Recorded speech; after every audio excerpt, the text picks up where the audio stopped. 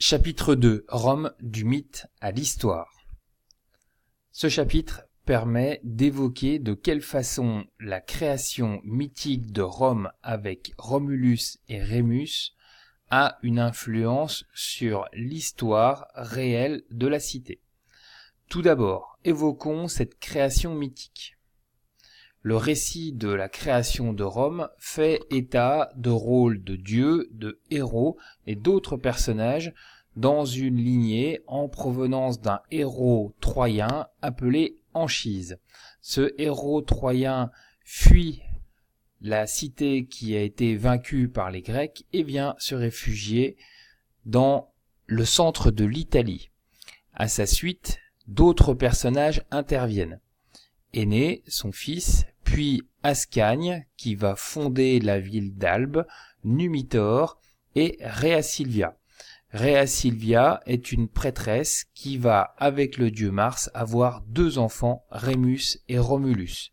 L'histoire raconte que Rémus et Romulus, deux jumeaux, vont être recueillis et élevés par une louve qui va les nourrir. Devenus adultes, les deux frères vont se quereller pour savoir qui des deux va être à l'initiative de la création d'une ville. Sur cette ville existent 7 collines.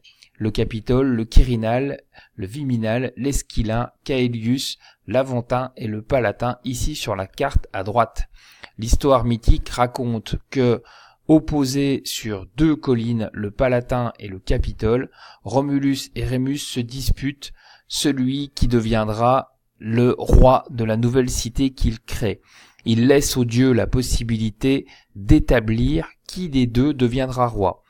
Ces signes appelés augures sont pour le premier, c'est-à-dire pour Rémus, la vision de 6 vautours, pour le second Romulus, la vision de 12.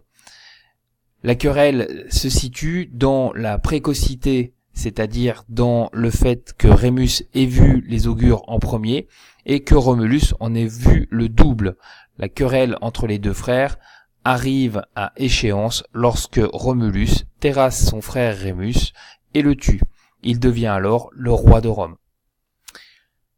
À la suite de cette création mythique en 753 avant Jésus-Christ, s'installe une monarchie à Rome jusqu'en 509. S'installe alors la République romaine. Cette République romaine est basée sur le principe de citoyenneté, c'est-à-dire que des hommes libres de Rome vont intervenir dans les décisions politiques. Ces hommes libres de Rome se divisent en 2 catégories, les patriciens et les plébéiens. Les patriciens sont originaires des plus importantes familles de Rome, sont issus de la noblesse. Ils sont principalement destinataires des grandes fonctions politiques. Tous ces citoyens forment les comices, une gigantesque assemblée qui va voter les lois et élire les magistrats. Parmi ces magistrats, on différenciera différentes fonctions.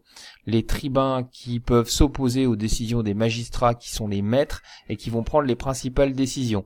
Ces maîtres proposent des lois, gouvernent Rome, et parmi ces maîtres, plusieurs fonctions. Les questeurs s'occupent des finances, les édiles s'occupent du ravitaillement et de l'alimentation de la ville, les prêteurs rendent la justice, et surtout 2 fonctions majeures, les fonctions de consul, où en fait les magistrats qui vont investir ces fonctions seront à la fois les responsables de la vie politique du pays et les chefs de l'armée. Un personnage va user du mythe de Rome dans sa carrière politique, il s'agit de Jules César. Jules César, au 1er siècle avant Jésus-Christ, va occuper plusieurs fonctions. Il va occuper les fonctions d'édile, de questeur, de gouverneur de province et va notamment être gouverneur de la province de la Narbonnaise dans le sud de la Gaule. C'est à partir de cette étape qu'il va pouvoir se lancer à la conquête du territoire gaulois qu'il va réussir à prendre intégralement en l'espace de 5 ans.